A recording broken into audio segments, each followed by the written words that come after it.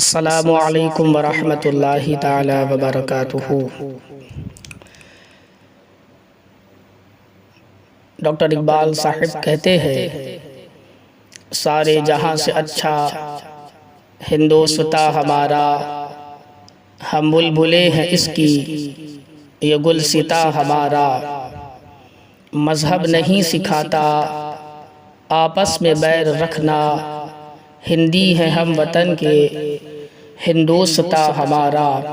سارے جہاں سے اچھا ہندوستاں ہمارا، ہم بلبلے ہیں اس کی یہ گلستاں ہمارا۔ محفل میں آئے ہوئے تمام ہندوستانی نوجوان بھائیوں کو، بزرگوں، دوستوں کو، عزیز طلبہ کو دل کے گہرائیوں سے یوم آزادی کی مبارکباد پیش کرتا ہوں۔ اللہ کا فضل و احسان، اس پاک پروردگار عالم نے ہمیں اور آپ کو اس سرزمین ہند میں پیدا فرمایا،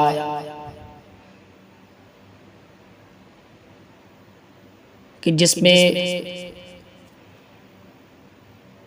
ہمارے اور آپ کے تمام بزرگ مہاپرش جیسے لوگ جلوہ گر ہیں۔ بعد سلام اور آداب کے عرض یہ کہنا چاہتا ہوں، آج کا یہ دن، آج کی یہ تاریخ ہمارے اور آپ کے لیے ہی صرف خاص نہیں ہے، بلکہ ہر اس شخص کے لیے، ہر اس سمودائے کے لیے، ہر اس ذاتی والوں کے لیے، ہر طرح کے مذاہب والوں کے لیے، ہر طرح کے وچار دھاراؤں کے لیے، جو اس مذہب، جو اس ملک میں امن و امان کے ساتھ ملک کی حفاظت کر کے رہتے ہیں۔ یہ تاریخ اہم تاریخ ہے۔ آج کا یہ دن ہر ایک ہندوستانی کے لیے اہم دن ہے، جو اس جہاں کا ناگرک ہے، جب یہاں کے باشندے ہیں، جو لوگ یہاں کے باشندے ہیں اور سارے مذاہب والے لوگ رہتے ہیں، تو ظاہر سی بات ہے کہ اس ملک میں تمام دنوں اور تاریخ میں کچھ نہ کچھ فیسٹیول ہوا کرتا ہے۔ مبارکباد ہیں وہ لوگ جو اپنے اپنے مذاہب کے رولز ریگولیشنز کو فالو کر کے آپس میں اتفاق اتحاد کے ساتھ زندگی گزر بسر کر رہے ہیں۔ ہمارا یہ بھارت سرف نرپیکش کہ سارے مذاہب والے یہاں رہا کرتے ہیں۔ آج کی یہ تاریخ کو دیکھ کے ایسا لگ رہا ہے، آج کے دن کو دیکھ کر ایسا لگ رہا ہے کہ اس دن میں کسی ایک مذہب والوں کا کوئی تہوار نہیں ہے۔ جب اتنے ڈھیر سارے لوگ اس ملک میں رہتے ہیں، الگ الگ دھرم پرجاتی والے لوگ یہاں آ کے اپنے جیون کو ویتیت کر رہے ہیں، تو ظاہر سی بات ہے کہ ان کے سمکش تمام طرح کے دھرم کے ماننے والوں کے فیسٹیولز بھی ہوا کرتے ہیں، مگر یہ ضروری نہیں ہوتا کہ ایک سمودائے دل، ایک وچار دھارک، ایک سوچ ماننے والے لوگ، ایک دھرم والے لوگ آپ کے اس دنوں اور تاریخ کو یاد کر کے اس پر خوشی منائے یا اس تاریخ اور دنوں کا انتظار کرے، مگر بچپن سے ہی ہمیں اور آپ کو ہمارے ملک ہندوستان میں یہ دو تاریخ ایسی پڑتی ہیں، ایسی خون کی گٹھی میں رسک کرا دی جاتی ہے، پلا دی جاتی ہے کہ ہمیں دوسروں کے مذہبی تاریخ یاد ہو یا نہ ہو، مذہبی فیسٹیول یاد ہو نہ ہو، ان مذہبی فیسٹیول کی تاریخ یاد ہو نہ ہو، مگر ہم اور آپ ہندوستان میں ہونے والے دو فیسٹیول، جسے ہم اور آپ 15 اگست سوتنترتا دیوس اور 26 جنوری ریپبلک ڈے یعنی گنتنتر دیوس کے نام سے جانتے ہیں۔ یوم آزادی آج کے دن اور گنتنتر دیوس یوم جمہوریت کا جب ہمارا آئین بنا، یہ دو ایسی تاریخ ہیں کہ ہم بچپن سے سنتے چلے آ رہے ہیں۔ یہ ایسی داستاں ہیں جس کو یاد کرنے سے ہر ایک ناگرک کی آنکھیں اشک بار ہو جاتی ہیں۔ آخر کیوں آج کی تاریخ پر ہی ہمارے ملک کے قوم میں ہر ایک قوم والے جشن کی طرح منا رہے ہیں، جبکہ ان تاریخ کے علاوہ کوئی بھی دوسری تاریخ دیکھنے کو نہیں آتی کہ جس پہ پورے ہندوستان میں رہنے والے لوگ، پھر وہ چاہے کسی بھی ذاتی، کسی بھی دھرم، کسی بھی وشیش سمودائے، کسی بھی سنستھا سے تعلق کیوں نہ رکھتے ہو، ہر فرد آج کے دنوں ہرش الاس سے اس دنوں کو مانتا ہے، اس کو سیلیبریٹ کرتا نظر آ رہا ہے۔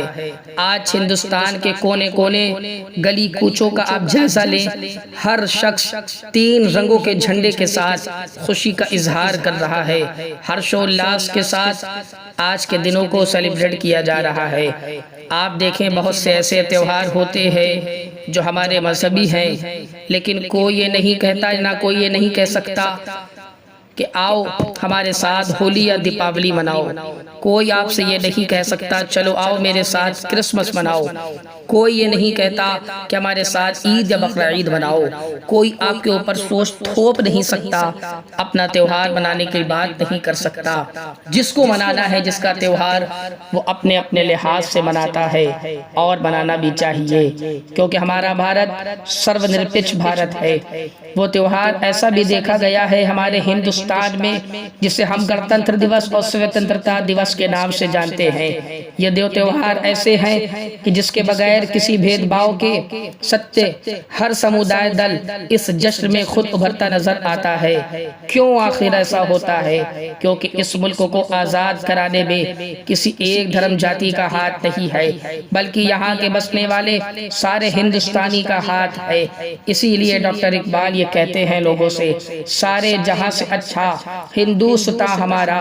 جب الگ الگ مذاہب والے اپنے اپنے مذہب کے بیس پہ اپنے فیسٹیول کو مناتے ہیں تو اس کا رنگ اور اس کی خوبصورتی الگ اپنے مذہب میں دکھتی ہے، مگر یہ ایک دو تاریخ ہندوستان میں ایسی بھی ہوتی ہے کہ اس میں جب سارے لوگ مل کے اس فیسٹیول کو مناتے ہیں کہ اگر ہم آج 15 اگست کے دن پہ آزادی کا جشن منا رہے ہیں، ان بزرگوں کی یاد تازہ کر رہے ہیں جنہوں نے بلیدان دیا، ملک کی بقا کے لیے بلیدان دیا، ملک کی حفاظت کے لیے بلیدان دیا، ملک کی حفاظت کے لیے اپنی جانوں کو قربان کر دیا، تو آج ہم اور آپ دیکھتے ہیں سارے لوگ، سارے سمودائے بغیر بھید بھاؤ کے ایک ساتھ اکٹھے ہو کر نظر آتے ہیں، اس میں کسی طریقے کا بھید بھاؤ نہیں رہتا ہے۔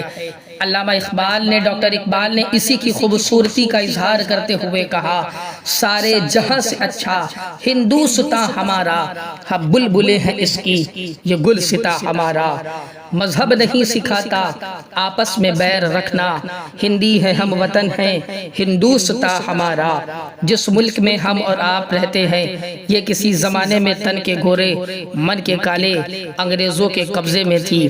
اس انسان یہاں ایک وقت بے بس اور لاچاری کے عالم میں غلامی اٹھا رہا تھا۔ یہاں کی آج جو خوش نصیب پرکیف فضا کی وادی کا ہم نظارہ کر رہے ہیں، راتوں میں سکون کی نیند لیتے ہیں، یہاں کے سرد موسم میں سورج کی کرنوں کا آنند لیتے ہیں، یہاں کی مدھم ہوائوں کا جو ہم اور آپ تازگی کا اظہار اور اس سے مسرت ہوتے ہیں، اس کا اثر اور اس کی یاد تازہ کرتی، اس بات کی یاد تازہ کراتی ہے۔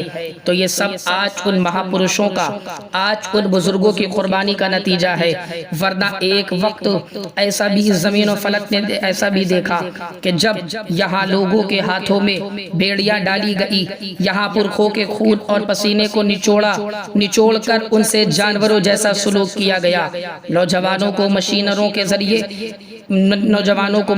کے ذریعے نہیں بلکہ پیر اور ہاتھ کے ذریعے ان سے مزدوری کرائی جاتی تھی، کھانا پانا کے نام پر ان کو جو ہے ایک دنوں میں چند جھوٹے جو ہے بچے ہوئے بھات کو کھلایا جاتا تھا۔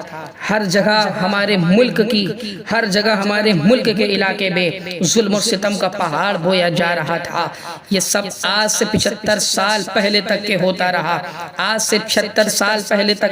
رہا، آخر اتنا بڑا ملک ہونے کے باوجود بھی ہمارے ملک کی ایسی حالت کیسی ہوئی؟ آخر اس ملک کو کس کی نظر لگ گئی تھی؟ تو آؤ جانے اس کی شروعات کہاں سے ہوئی ہے۔ یہ بات جب کی ہے کہ جب مغل شاسن کال تھا اور یہاں اتہاس کے کچھ حصوں کے پنوں نے ہمارے ساتھ ناانصافی کری گئی ہے۔ آپ دیکھیں، ہسٹوریکل لکھنے والا تاریخ کو لکھتا ہے، اچھی بات ہے، لیکن ریسرچ کرنے والا، تاریخ کو بیان کرنے والا تحقیق پہلے کرتا ہے، اس کے بعد صحیح باتوں کو لکھتا ہے۔ مگر جیسے جیسے معاملات حکومت کے آگے بڑھتے چلے گئے، کسی نے اپنی حکومت، کسی نے اپنی سطح پانے کے لیے، کسی نے کچھ کرنے کے لیے ایک ناانصافی طور پہ دنیا کے سامنے کچھ اتہاس کے پنوں سے کچھ جگہ سے ناانصافی کری ہے۔ آپ دیکھیں نا کس طریقے سے کیا ماحول تھا، اور آج کے ہمارے بہت سے بچے بہت سی باتیں جنگ آزادی کے سلسلے میں نہیں جانتے ہیں۔ کچھ نے کچھ کہا، کسی نے کچھ کہا، کسی کا یہ نظریہ ہے ریسرچ میں جنگ صرف 10 سال ہوئی ہوگی، لوگوں نے کہا سنگرش 20 سال ہی تو ہوا ہے، کسی نے کہا 30 سال ہی تو ہوا ہے، کسی نے کہا کہ دیش کو آزادی کے جنگ میں ہمیں جن لوگوں کا نام بتایا جاتا ہے وہی لوگ ہی خالی شہید ہوئے ہیں۔ آج اتہاس کے پنوں میں، آج حکومت کے ان پنوں میں، آج اتہاس کے ان پنوں میں اکثر لوگوں کے نام غائب ہیں، لیکن حال یہ ہے کہ دھرم کے نام پہ چشمے پہننے والے لوگ ہندوستانی ہونے کے باوجود بھی آپس سے مت بھید بھاؤ کر رہے ہیں، لیکن جن مہاپرشوں نے، ہمارے جن بزرگوں نے آپس میں کترتا کے ساتھ اور اپنے ہندوستانی ناگرکتا کے ساتھ دشمنوں سے لڑا تھا اور ایک ہندو مسلم کی جو ایک مثال پیش کری تھی، آج وہ ملنے سے قاصد نظر آتی ہے۔ آپ دیکھیں نا، وہ سب بات کے لوگ ہیں جن کے بارے میں ہم اور آپ پڑھتے ہیں، یقیناً ان مہاپرشوں نے بھی قربانی دیا ہے، لیکن آؤ دیکھیں تو صحیح، ان سے پہلے ان تمام بزرگوں نے سنگھرش کیا۔ یہ بات اس وقت کی ہے کہ جب ہمارے یہاں انگلینڈ ویپار کرنے کی غرض سے آئے، اور اس کی خاص وجہ یہ تھی کہ انگلینڈ اور ہالینڈ والوں کے آپسی تعلقات خراب ہو گئے، ایک دوسرے کو کاروبار کے لیے کوئی سیٹ نہیں رہا تھا، یہاں سے کپڑوں کے تاجر بنے اور آیت نریات کرنے کے لیے آیا۔ ہندوستان کے جو اس وقت کے بادشاہ تھے، ان لوگوں سے اجازت لے کر کاروباری حیثیت سے یہاں مقیم ہونے لگے۔ اس وقت انہوں نے دیکھا کہ ہندوستان میں الگ خطے میں الگ الگ حکومت ہے۔ 1601 عیسوی میں پہلی بار انگلینڈ والے پانی کے جہاز کو بھر کے یہاں تجارت کرنے آئے۔ ان کا پہلا یہ جہاز گجرات کے سورت علاقے میں اترا۔ 1601 عیسوی سے 1612 عیسوی تک ان کا کاروبار کنٹینیو دھیرے دھیرے پورے بھارت پھیلتا چلا گیا، پھیلتا رہا۔ جب انہوں نے سامان رکھنے کے لیے سامان رکھنے کے لیے اپنے طریقے سے ایک ٹیا بنانا چاہا، اب جو کہ سامان رکھنے کی جگہ کم پڑنے لگی تھی، تو ایک ایسی جگہ کا نرماణ کرانا، عمارت کا نرماణ بھی کرایا جس کو اتہاس کے پنوں میں ہم اور آپ ایسٹ انڈیا کمپنی کے نام سے جانتے اور مانتے ہیں۔ دھیرے دھیرے اس کمپنی دوارا گجرات سے مہاراشٹر سے بامبے سے پھر کولکاتہ، اس سارے علاقے تک کہ انہوں نے اپنے پورے پہیوں کو بچھایا۔ ان کے کاروبار پھیلتے چلے گئے، بڑی محنت کرنے کے بعد ان کا قبضہ پورے بنگال میں تیزی کے ساتھ بڑھتا چلا گیا، تجارتی لحاظ سے ہو گیا۔ اب ان لوگوں نے دیکھا کہ یہاں معاملات کافی الجھے ہوئے نظر آ رہے ہیں، اور آپس میں ان لوگوں نے دیکھا کہ کافی جو ہے جب وقفہ گزر گیا، وہ یہاں کے نظام اور حیات سے واقفیت ہوئے۔ پھر انہوں نے جب یہ بات کو دیکھا اور محسوس یہ کیا کہ یہاں راجستھان میں راجپوتوں کی حکومت، دلی میں مغلوں کی حکومت، مہاراشٹر میں مراٹھیوں کی حکومت، پنجاب میں سکھوں کی حکومت اس طرح سے بٹا ہوا ہے، تو اب ان لوگوں نے چال کرنا شروع کیا، مسلمانوں کے بنام سازشیں کرنا شروع کیا، اور انگریز سمجھ گئے کہ آئے دنوں یہ لوگ ایک دوسرے سے لڑتے رہتے ہیں، ایک دوسرے کو مارتے رہتے ہیں اور پورے گاؤں ہتھیا لیتے ہیں۔ ان لوگوں نے چال کرنا شروع کیا، آپس میں ایک دوسرے سے بھید بھاؤ کیا، اور پھر دھیرے دھیرے ان لوگوں نے ایک دوسرے بادشاہوں کو ایک دوسرے کے خلاف بھڑکانا شروع کیا۔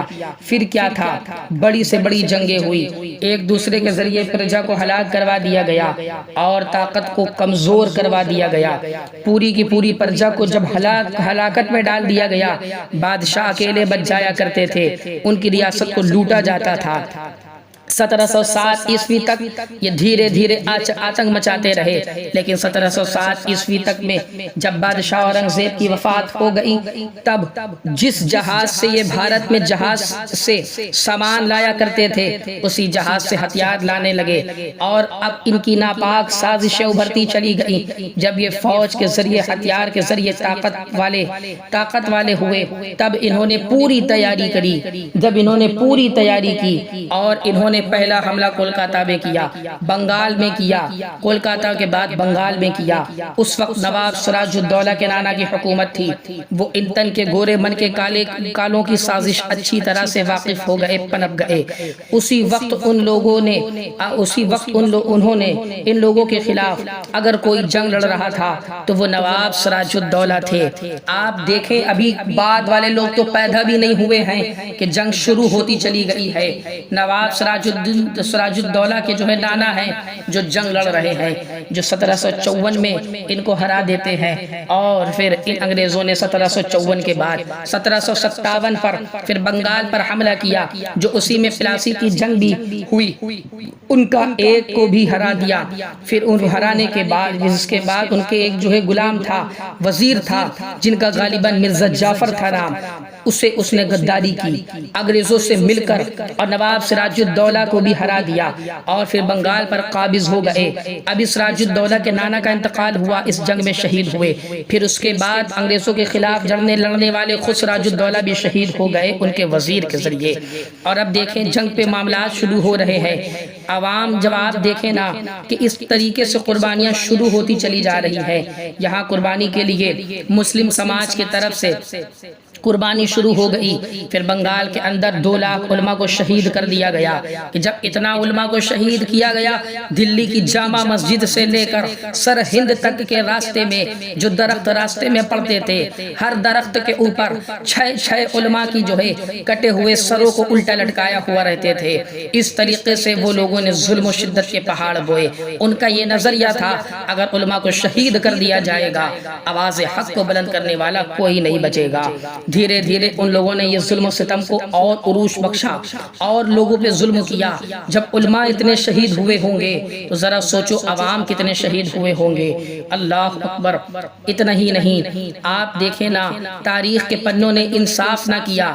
انگریزوں نے یہاں سے سونا بھر بھر کے جہاز بھیجا، پورا کا پورا چمن اجاڑ کر رکھ دیا۔ جب یہ جہاز انگلینڈ پہنچا، وہاں کی ملکہ نے کہا کہ کیا پورا بھارت آج ہی لوٹ آئے ہو؟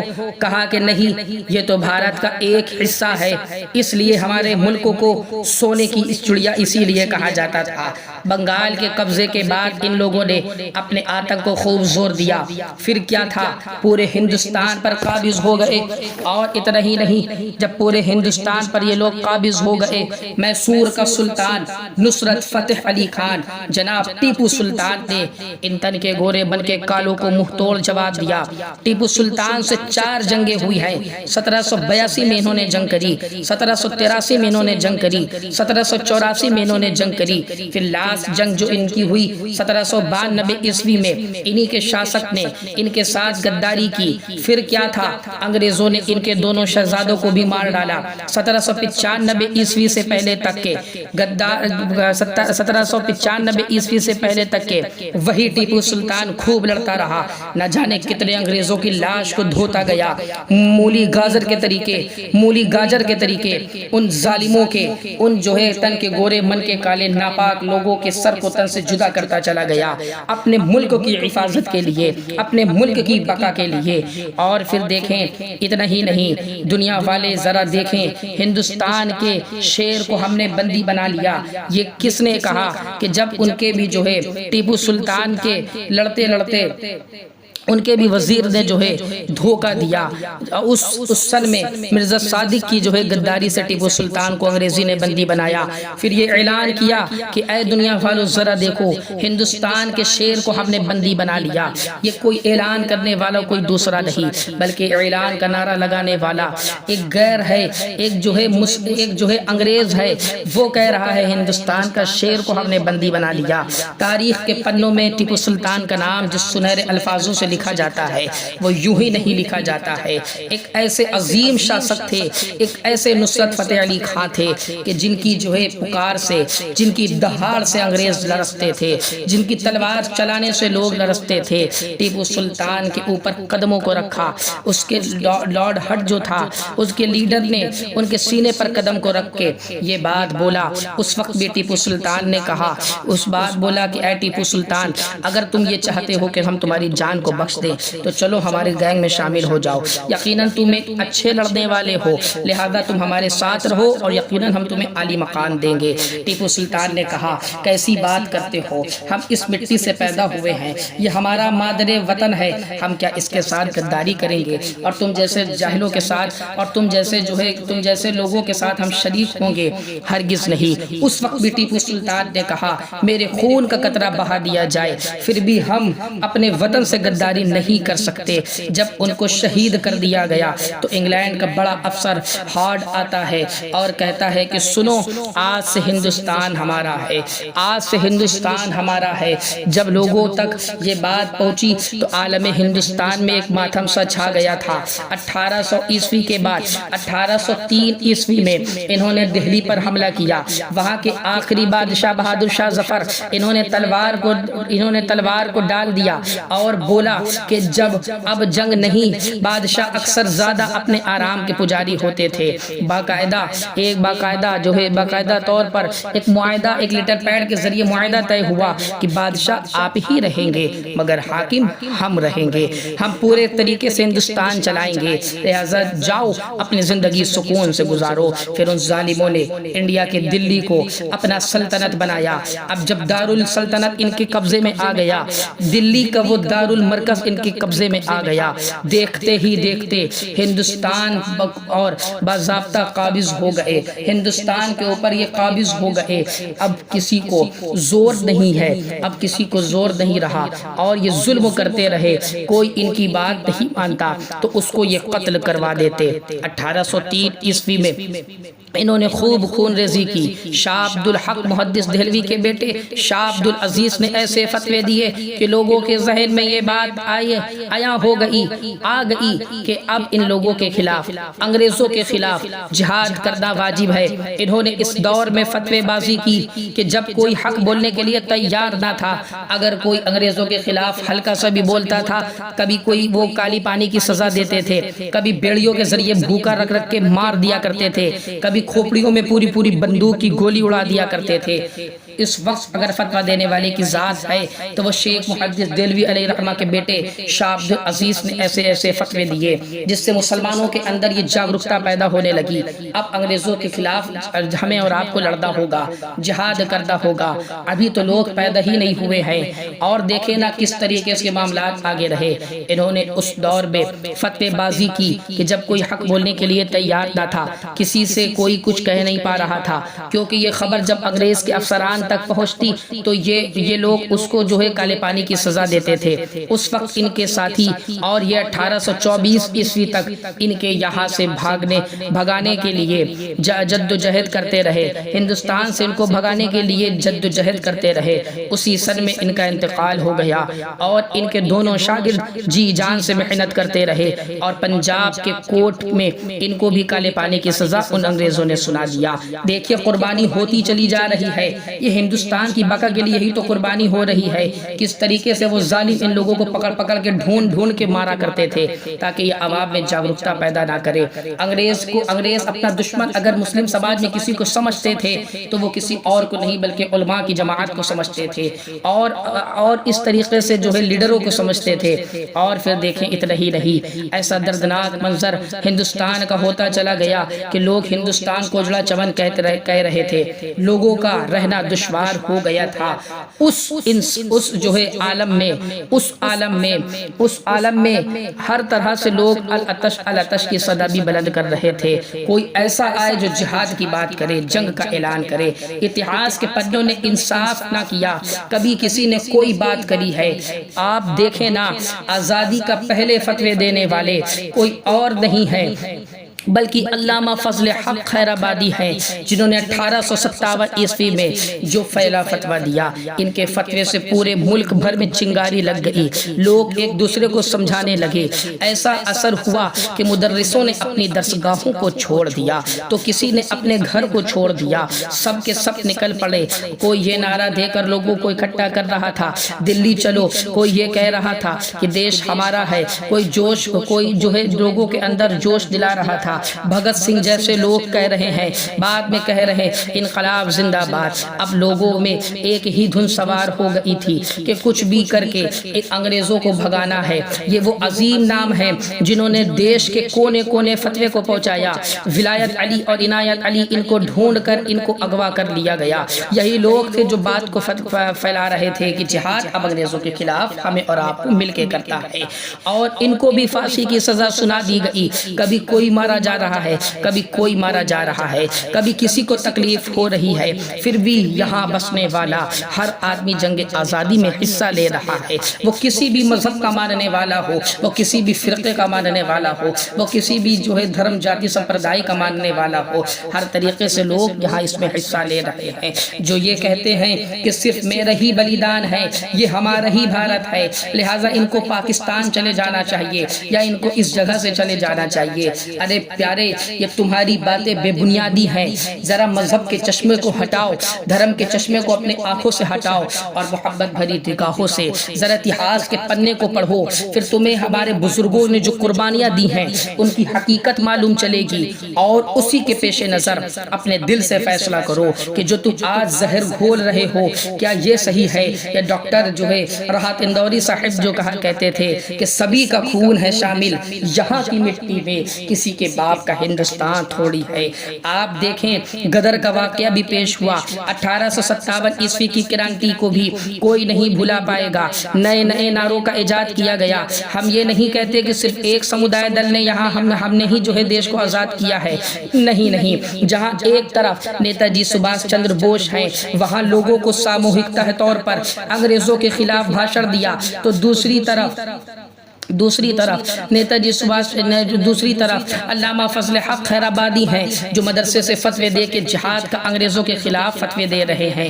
ادھر ایک طرف اگر منگل پانڈے ہیں جیسے شاسک موجود ہیں جو اپنے دیش بھکتی سے لوگوں کو آزادی کی آگ جلا رہے ہیں، ان کے دلوں میں بھڑکا رہے ہیں، تو دوسری طرف پیر علی خاں ہیں جو دشمنوں کے سامنے ڈٹ کر سامنا کر رہے ہیں.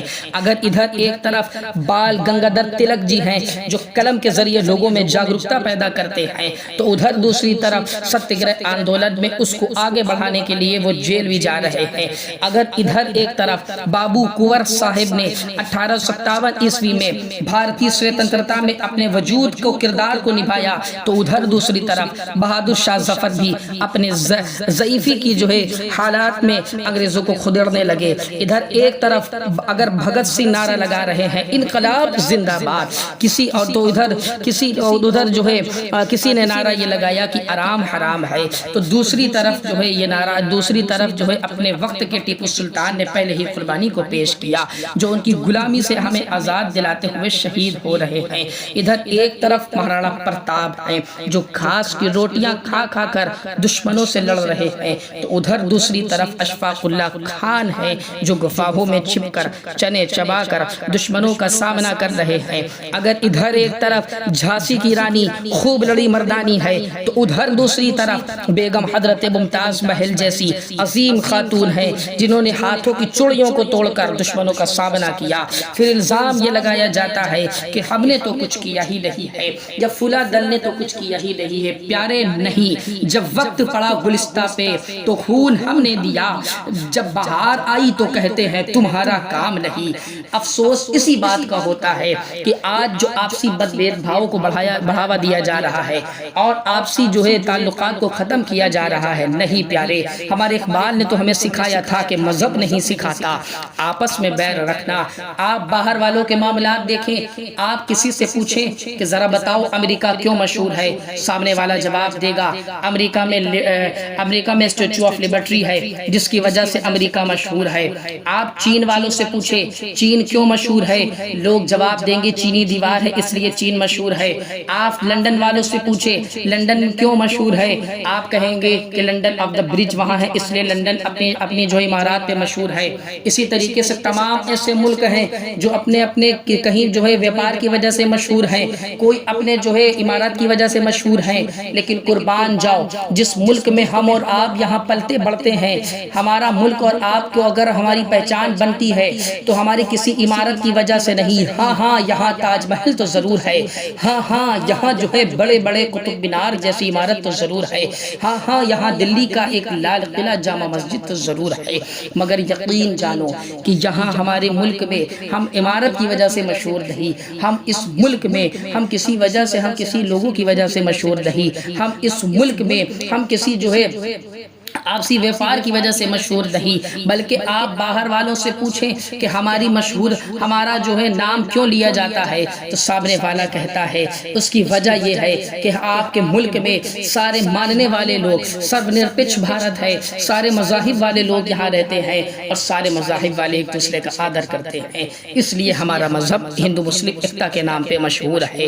آج اسی ایکتا کو ختم کیا جا رہا ہے، پیارے ایکتا کو ختم نہ کرو، ملک یوں ہی فتنہ فساد میں ہے، ملک کی بربادی تبھی شروع ہو جاتی ہے جب ملک میں رہنے والی چڑیاں، جب ملک میں رہنے والے بلبلیں آپس میں ٹکرانے اور مرنے لگے۔ نہیں پیارے، آپ اپنے مذہب کے قائل ہیں، لکم دینکم ولی دین کے مذہب پہ ہمیں اپنے مذہب پہ رہنے دے، مگر جب بات ملک ہندوستان کی آئے گی، حفاظت ہندوستان کی بقا کی آئے گی تو یقین جانے کہ آپ جہاں وہاں موجود ہیں وہاں ہم بھی موجود ہیں، یہاں اپنا پرایا نہیں ہوگا، یہاں پر ساتھ مل کے ہمیں اکترتا بنانی ہوگی اور ڈاکٹر اقبال کے ساتھ یہ کہنا ہوگا سارے جہاں سے اچھا ہندوستاں ہمارا، ہم بلبلیں ہیں اس کی یہ گلستاں ہمارا، مذہب نہیں سکھاتا آپس میں بیر رکھنا، ہندی ہے ہم وطن ہے ہندوستاں ہمارا، ہندوستاں ہمارا۔ السلام علیکم۔